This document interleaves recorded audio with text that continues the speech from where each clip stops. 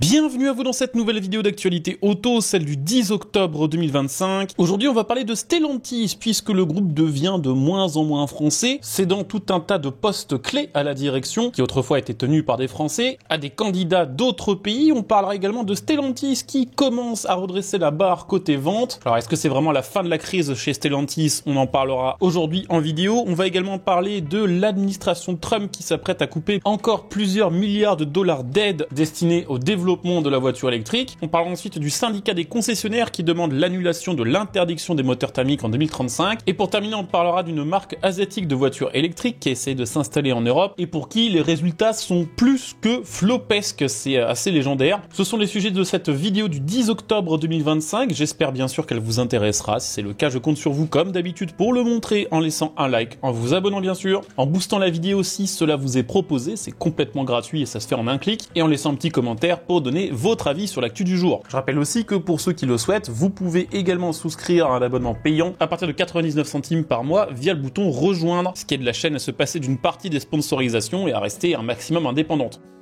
Bon, je vous le disais, on va commencer par Stellantis qui abandonne doucement mais sûrement la France et progressivement est en train de devenir un groupe de moins en moins français. Depuis que Carlos Tavares, qui était l'ancien directeur de Stellantis, a été remplacé par Antonio Filosa, ce nouveau directeur a fait tout ce qu'il a pu mois après mois pour supprimer au maximum l'influence des directeurs français sur les décisions stratégiques du groupe, qui est quand même particulièrement étonnant, sachant que dans les marques de Stellantis, il y a quand même 20% de marques qui sont françaises et dans ces marques françaises, il y a quand même Citroën et surtout Peugeot qui sont parmi les marques qui se vendent le plus et qui font le plus de volume chez Stellantis. C'est pas des marques qu'on peut ignorer et c'est quand même bizarre et dommage de voir que tous les dirigeants qui connaissaient le mieux la France et son marché, qui est quand même capital pour les marques françaises, sont écartés des postes vraiment les plus influents. Alors le dernier gros changement en date, c'est arrivé il y a quelques jours, c'est Jean-Philippe Imparato, qui jusqu'ici était directeur de Stellantis Europe. C'est l'un des postes clés de chez Stellantis qui permettait à Jean-Philippe Imparato d'avoir accès au sommet de la direction de Stellantis et d'avoir une influence sur le plan long terme du groupe. Eh bien, il a été rétrogradé à la gestion de la marque Maserati et de Stellantis NU. Alors sur le papier, c'est plutôt assez honorable d'être le responsable de Maserati, mais Maserati est l'une des marques qui va le plus mal quand même chez Stellantis. On se doute bien que si la marque ne remonte pas rapidement la pente et qu'il y a quand même peu de chances que ça arrive, que ce sera facile de dégager Imparato en l'utilisant comme fusible. Mais surtout si on regarde l'arbre hiérarchique de Stellantis, c'est vraiment une rétrogradation parce qu'il devra au final rendre des comptes à la personne qui le remplace, qui est Emanuele Capellano. Alors certains pensent qu'il paye le fait qu'il était proche de Carlos Tavares et que Antonio Filosa essaye d'effacer tout ce qui relie Stellantis à Carlos Tavares, qui a été vraiment le fossoyeur du groupe. N'empêche que même si on parle beaucoup de cette relégation de Jean-Philippe Imparato à un poste moins important que celui qu'il occupait précédemment, bah c'est pas le seul. Il y a eu tout un tas de départs ou de rétrogradation de directeurs français. Arnaud Deboeuf, qui était responsable industriel, quitte définitivement le groupe. Philippe de Rovira, qui était l'ancien CFO, c'est-à-dire le numéro 3 de chez Stellantis, quitte lui aussi le groupe. Et puis au niveau des gestions de région, Samir Sharfan et Grégoire Olivier, qui étaient les gestionnaires de Stellantis Moyen-Orient et Asie-Pacifique, se voient confier des régions moins importantes. La majorité des personnes que je viens de citer ont été remplacées par des Italiens. Alors est-ce que c'est une vraie volonté d'en finir avec l'ère Carlos Tavares? Est-ce que c'est une manière pour Antonio Filosa de placer au sommet de Stellantis ses copains, tout comme Tavares l'avait fait au final avec Imparato? Est-ce que c'est tout simplement une manière d'envoyer un signal positif à l'Italie et au gouvernement italien, puisque en Italie les usines du groupe sont vraiment dans une galère monstrueuse? Est-ce que c'est un moyen de dire que l'Italie n'est pas oubliée? Pour l'instant, c'est trop tôt pour le dire. Dans les faits, la seule chose qu'on peut vraiment dire avec assurance, c'est le fait que l'influence française sur le groupe Stellantis est quand même de moins en moins forte.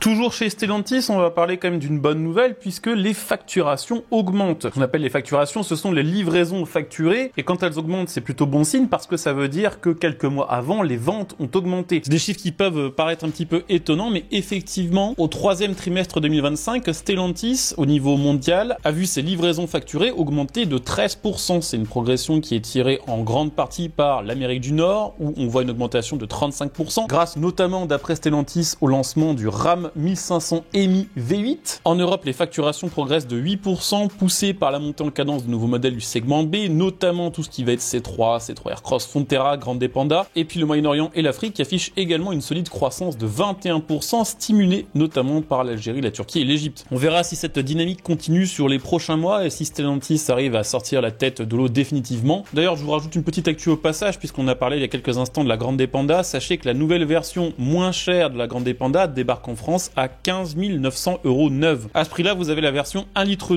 turbo, autrefois appelée 1,2 litre PureTech, associée à une boîte manuelle à 6 vitesses. En gros, mécaniquement, c'est vraiment la version la plus simple de la Grande Panda et peut-être la meilleure.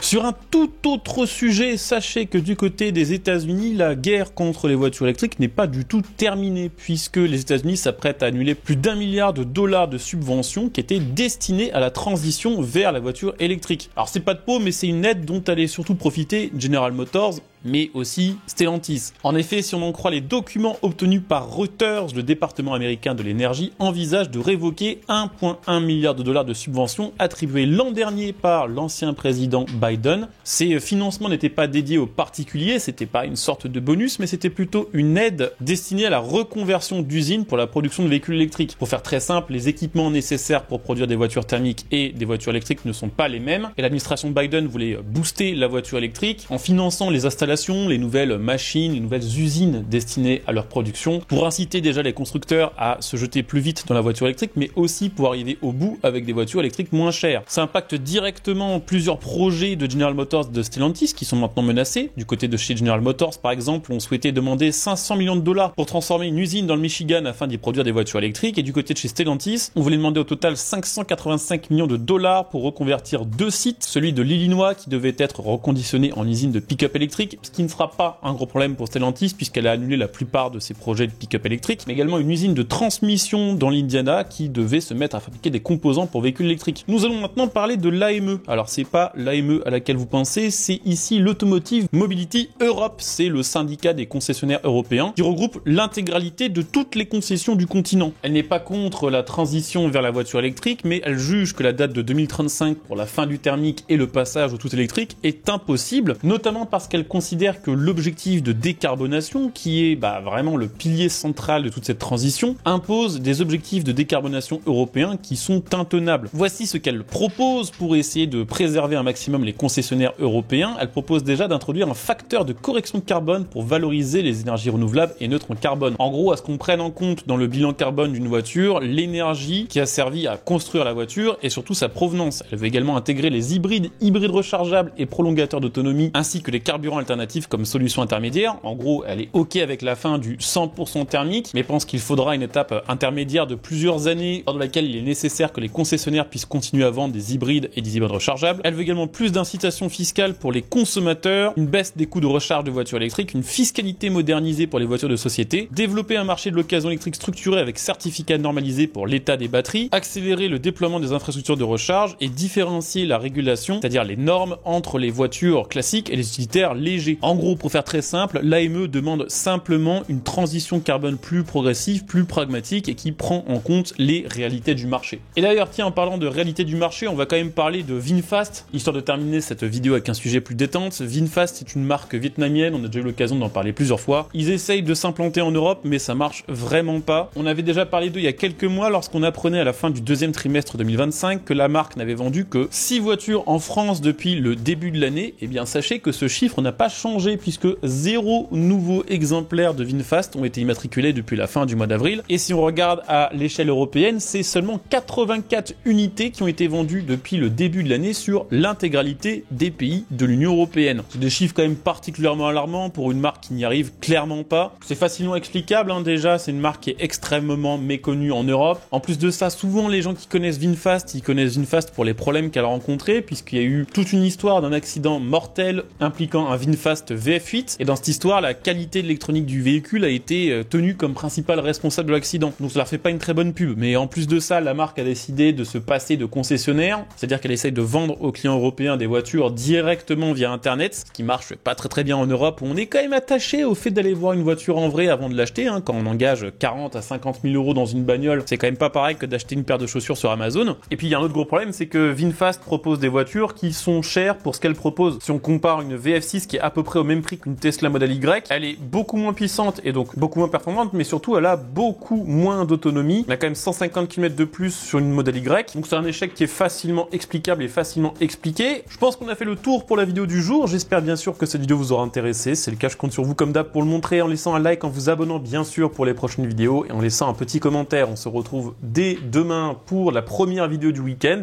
Merci à vous d'avoir regardé celle-ci. Ciao.